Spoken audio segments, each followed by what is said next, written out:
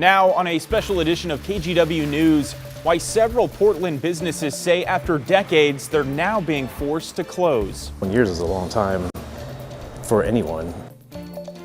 Plus, why American authorities say they detained an Oregon mother and her children at the Canadian border.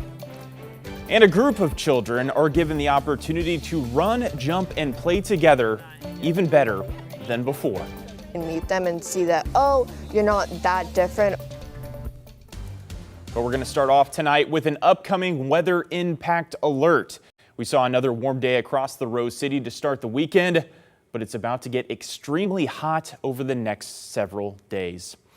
Thanks so much for joining us on this special edition of KGW News. I'm John Adams. Meteorologist Joe Ranieri has more on the weather impact we'll be seeing as soon as tomorrow. Joe? Hey there, John. This is going to be one of two weather impacts that we'll be issuing over the next couple of days. Let's focus on the first one. That's the one for tomorrow. Basically throughout the metro area, throughout parts of the Columbia River Gorge, and all the way down into the central and southern part of the Willamette Valley, temperatures are going to be downright hot. How hot? Well, I'm forecasting highs, at least the northern part of the metro area, right around the mid-90s, maybe a little bit warmer than that. You get near Lynn and Lane County, you can easily see temperatures approaching 100 degrees. I think the places that see triple-digit heat will be throughout the Dalles and throughout eastern Oregon. Again, the need is going to get plenty of water over the next couple of days and try to limit some of that sun exposure as well. Ridge of high pressure in place, and this isn't going to be changing over the next couple of days as we bring in the radar. We're not going to really need it over the next few days because it's going to be that clear across the Pacific Northwest. And speaking of that, here's a live look from our Chehalem tasting room over in Sherwood. Temperature of 87 degrees. And as we look at the watches and warnings, heat advisory will kick in tomorrow morning at 11 a.m., stays in effect until 10 p.m. Then an excessive heat watch will kick in effect starting Tuesday. Right now, it's in effect until Wednesday, but there's a good chance to see that extended as I'm expecting to see a 3-day stretch from Tuesday, Wednesday, and Thursday of next week, upper 90s to close to 100 degrees. I'll talk more about that in just a few minutes. All right, Joe, thank you. Definitely some heat to pay attention to. Well, crews were called out to put out a brush fire on Sauvie Island earlier today. It happened around 3:15 this afternoon near Northwest Sauvie Island Road and Howell Park Road. We're still waiting for details, including how it started and how large that fire grew. By the time our crew got there, the fire was mostly out. Well, a couple of well-known and cherished Central East Side Portland bars have announced they're shutting down for good and soon, as some businesses struggle to continue post-pandemic. Celine Stevens spoke with one of those businesses to find out why they're deciding to close their doors after 20 years. It's like every time we take a step forward, it's like another step back. Steve Carter is general manager at Slow Bar, a well-known spot for people to grab a burger and a drink 7 days a week. The bar just hitting its 21st anniversary on the 4th of July. There's people that wouldn't know each other if they hadn't been sitting next to each other at this bar. And they've become fast friends, and it kind of bums me out to think about where people are going to meet up now. Now the closure coming after consistent financial struggles post-pandemic. Basically just not wanting to go any more into debt, or not really able to go any more into debt, and it was just kind of time to call it. We've done everything we can as far as getting costs down and getting the costs of operating business down, but getting people through the door has been a little bit more difficult lately. Carter says he thinks problems with the drugs on the streets have also contributed to slow business. Sales have definitely declined like at least 30%. And it's not just them. Also on the Central East Side, Home, a bar, announced they are closing at the end of the month after 10 years due to increasing costs. And Higgins Restaurant in downtown announced they are on the brink of closure, writing in a statement they are hanging on by a thread. Just driving down Grand here and thinking about what we're losing, like Next Adventure is closing now. Nicholas isn't down there anymore. Andy and Bax is gone.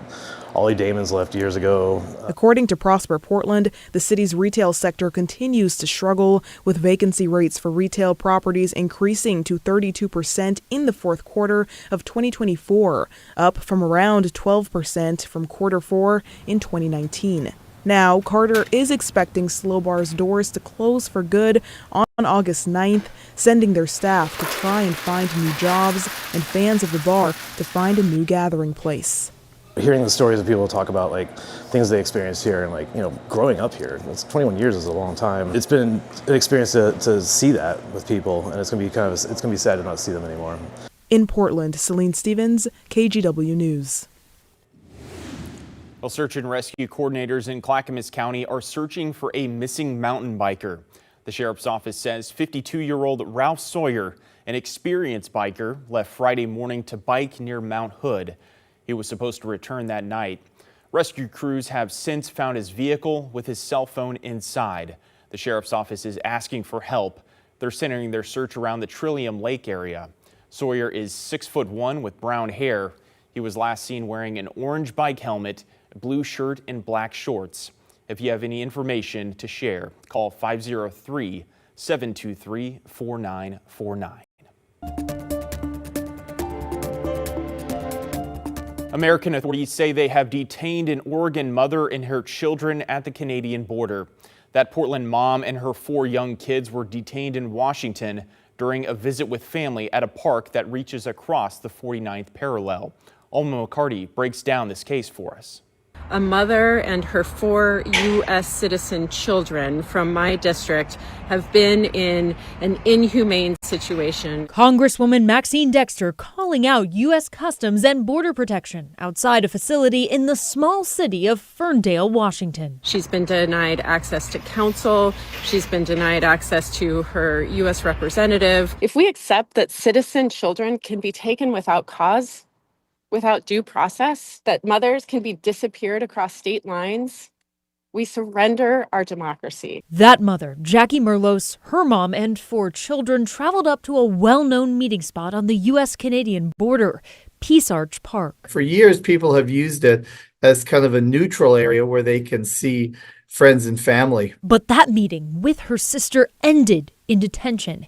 Here's Mimi Letnich, close friend and guardian to Merlos' children. Her sister, who's a Canadian citizen, stepped over the line when she was saying goodbye. Following that fateful farewell on June 28th, Mimi says Border Patrol approached, arresting Merlos, detaining her and her kids. Days later, she says ICE picked up Merlos' husband, Carlos, in Portland, taking him to the facility in Tacoma. They're the kind of people you want in society. They're the people that, you're lucky enough to have as friends. But a Customs and Border Protection spokesperson claims the mother was arrested for trying to smuggle, quote, illegal aliens into the U.S.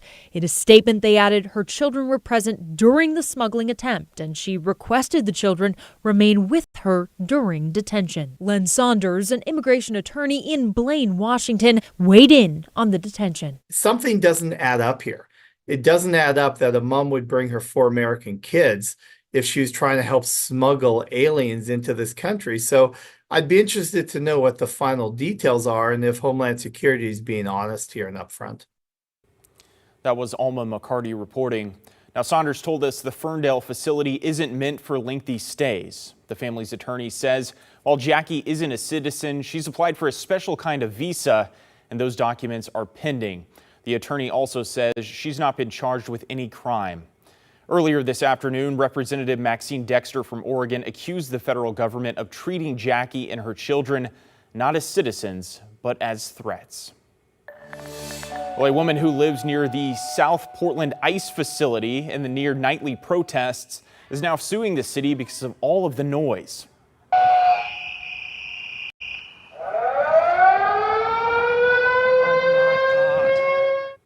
Well, sirens like that, along with bullhorn messages from protesters, are among the noises Cloud Elvin Grail says are making it, quote, torture to stay in her home. She lives in low-income housing just across the street from the ICE facility. The noises, according to the lawsuit, have been happening well into the night for weeks. And the plaintiff even believes her hearing has been damaged. She's not saying that people shouldn't be able to stand out there and wave their signs and have, supportive honks every now and then come through. That's not what this is. She wants the weaponized noise to stop. She wants the city of Portland to come in and do their job. Well, the lawsuit asks the city to enforce its noise laws and increase the police presence in the area during protests. We've reached out to the city for comment, but have yet to hear back. A local nonprofit for pets gets a big boost in funding to offer free veterinary care to those in underserved communities. The Portland Animal Welfare Team, also known as the PAW Team, has received a $100,000 grant from PetSmart Charities to support its clinics. The team plans to expand services to East Portland, specifically to the Rockwood neighborhood and areas around Gresham. The goal is to provide free vet care and pet supplies to historically underserved communities.